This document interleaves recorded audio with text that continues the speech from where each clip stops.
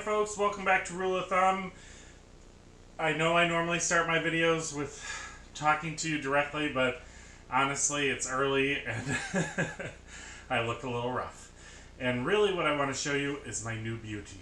As you see in the camera, I have a brand new Kitchenaid 7.0 Pro Line Series that my husband was graciously allowing me to upgrade to. I've been wanting this for a long time, and I was recently at the Kitchenaid outlet with my friend Heather, and they had this beautiful candy apple red refurbished Pro Line Series, and I just couldn't resist. So, her name is Pinky. That's what I've decided to name her, after my grandma, who was an amazing baker. So every time I use this machine, it's going to make me think of her. So that's why you're seeing her in the camera instead of me.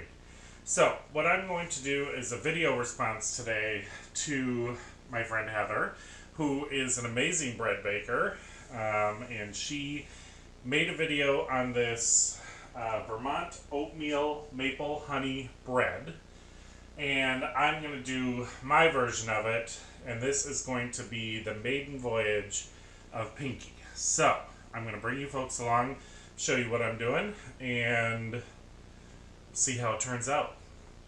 Okay, so the first thing I got here is 1 cup of oats and a half a cup of brown sugar. So I'm going to put that in my machine first. Okay. Then I've got 1 tablespoon of salt, a teaspoon of cinnamon, and my twist on it is I'm going to add a teaspoon of ginger. Y'all know I love me some ginger, so I thought ginger, maple, honey, I mean, what could go wrong? So I'm going to add all of that in there. And then the recipe calls for a tablespoon of honey and a half teaspoon of maple flavor. Instead of using maple flavor, I'm going to use actual maple syrup that Heather brought for me when they were down here to visit. She actually got it from her neighbor. It's actual Michigan maple syrup. So I'm going to use 2 tablespoons of maple syrup and 1 tablespoon of honey. And get all that in there. Let me get my spatula to get the last of that in there. So, because maple flavor is super concentrated, so I decided my executive decision was 2 tablespoons was what I was going to use. Now, to that, I am going to add, I boiled in my teapot, I'm going to add 2 1/2 cups of boiling water. It says 2 1/4 to 2 1/2. I'm going to err on the side of caution and go 2 1/2. And what this is this is going to actually get those oats softened and cooked. Because otherwise the raw oats would be really grainy in the bread. So I'm just going to give this a stir and get all the oats down in there. And now I'm going to let this sit until it comes to room temperature. Not room temperature. Baby bottle temp. You know, you want your water to be warm, but not too cool, but not too hot, because you want it at the right temperature for the yeast to bloom. So, I'll bring you folks back when we're at that stage and show you what's next. Okay, folks, we're back. This has come down to the right temperature, so we are going to move on to the next step. So, the first thing we're going to do is add 1 tablespoon of instant yeast. I have the SAF brand instant yeast. I keep mine in my freezer so it stays fresh. So we're going to put that in there. I'm going to lift this up and just give this a quick spin. just to incorporate that.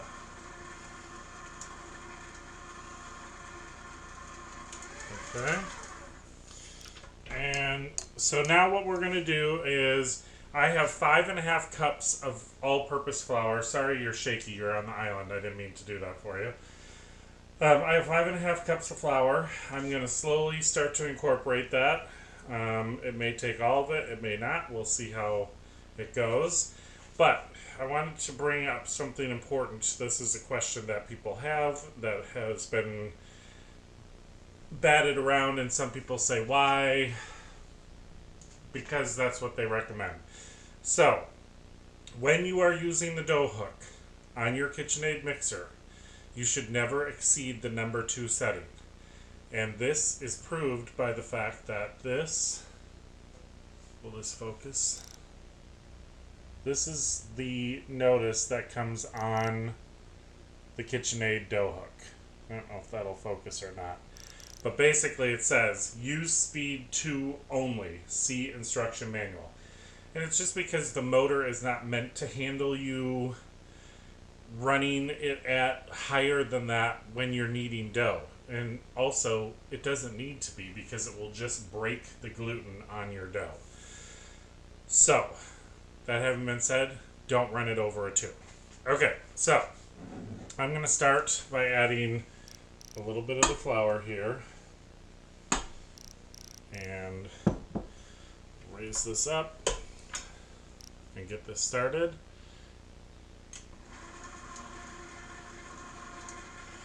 We're just going to start letting that incorporate in there. Nice and slow, there's no rush.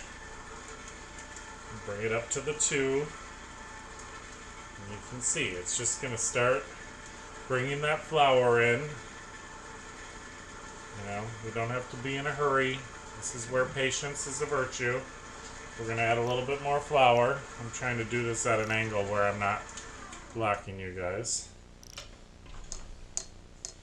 And where you're not shaking, but unfortunately, where you're at on my island, it's a little shaky. Okay.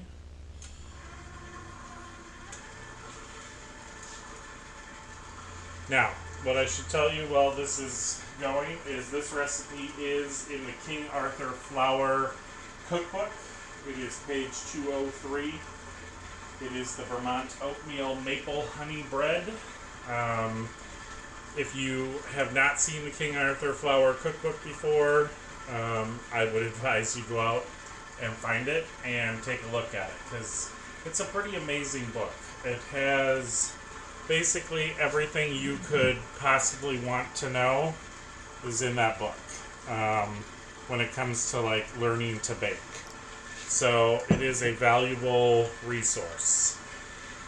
Check it out at your library. Most libraries carry it if you want to look at it first.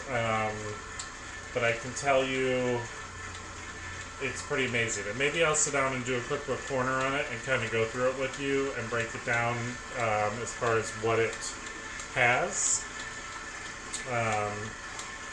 so that you can see, you know, what you're dealing with. Alright, you can see now it's starting to become more of a dough.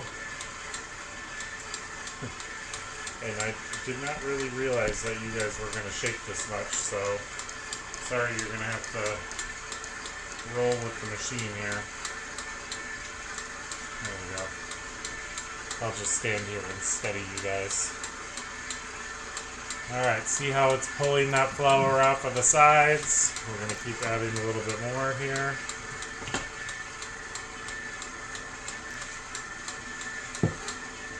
You always want to have the full measure of flour available so that if you need it, it's there. But sometimes when you're making bread, depending on the humidity, depending on the weather outside, the temperature in your house, I mean, all of these things are factors when you're making bread. And I would not consider myself to be a super experienced bread maker. I mean, I am a baby bread maker. I'm just learning as I go. I have had the good fortune of good friends to help me learn how to do it. So I'm kind of figuring it out as I go along. I'm going to add a little bit more here, but I may hold back on the last bit of this. Let's see where this picks up here.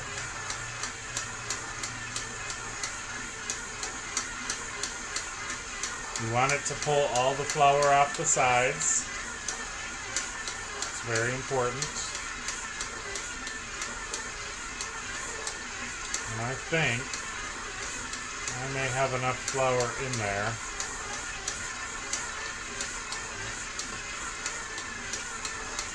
Yeah, I definitely do. So you can see I've got this much flour left. So that's maybe what? Third of a cup, quarter of a cup. But I think it's good where it's at. So now I'm going to let this knead at level 2 for 5 to 7 minutes. So I will bring you folks back when we're at the end of that step.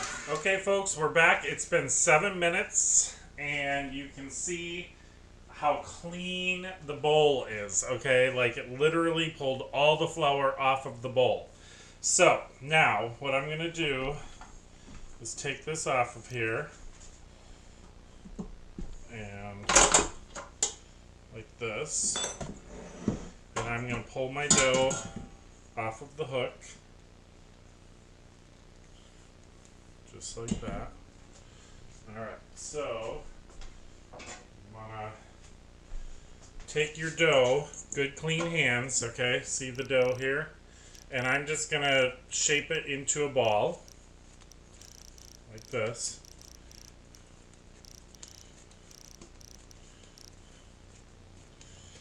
Okay? Now, what I'm going to do is just take a little bit of olive oil, because that's what I have on hand, just like, you know, a tablespoon in the bottom of my bowl. So just so you can see that there. And I'm going to take my dough and roll it around in there so it gets coated with that, so that it doesn't dry out as it's rising. Now, I'm going to cover this with the towel and let it sit and rise for probably an hour. I'm going to rinse my hands here. Now, my kitchen is super cold, so what I'm going to do is actually stick mine in my oven with the oven light on, just to keep it happy, because it would be too cold, I think, in my kitchen for it to rise in my kitchen.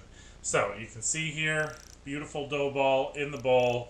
I'm going to let this rise for an hour, and then I'll bring you folks back and show you what it looks like when we get to that point. Okay, folks, we're back, and as you can see, the dough ball has doubled in size. So, I have my two greased loaf pans here. I am going to take this out. I'm going to put just a little bit of flour on my counter. My counter is clean.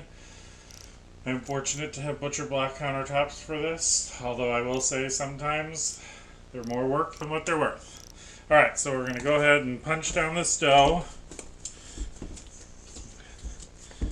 And then we're going to get this out on the counter here. We're going to just push this out like this.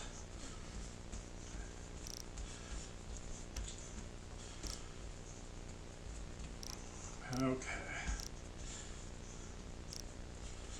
Now, we got all that out like that. Give my hands a quick rinse here. And I'm going to take a butter knife, and I'm going to divide this in half.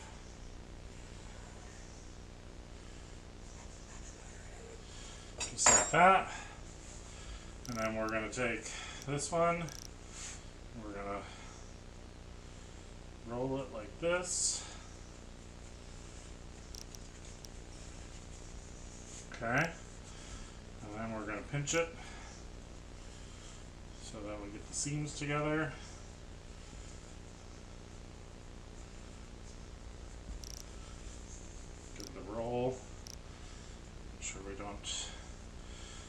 tuck in the ends here. And then I just like to shape mine like a loaf like that. Get it into the pan. We're going to do the same with this one. Now, this is how I remember my grandma doing it. Some people do theirs differently than this. Heather does hers differently. She has a different method for putting hers in the pan. So then once I get them in the pan, I like to push it out so that it gets all the way to the corners. Do that with this one.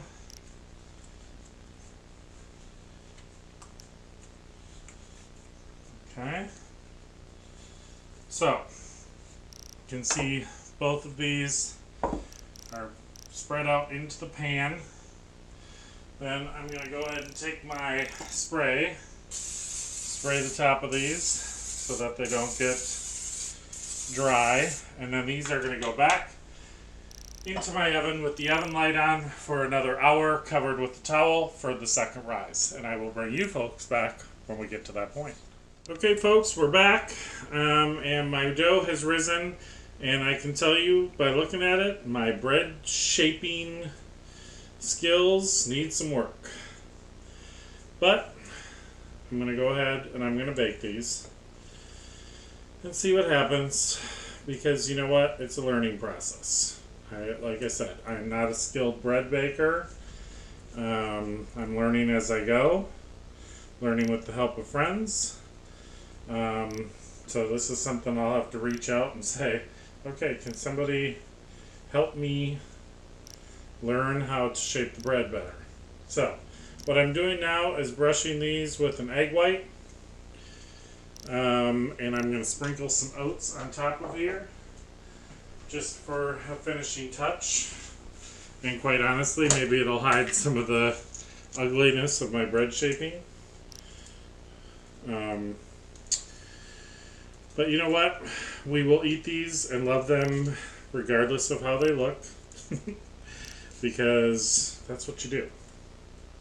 So, just a little sprinkle on there. I'm going to preheat my oven to 350 degrees, and I'm going to bake these for 35 to 40 minutes, and I will bring you folks back when they're done. Okay folks, welcome back. Here they are, fresh from the oven. The top has got a good,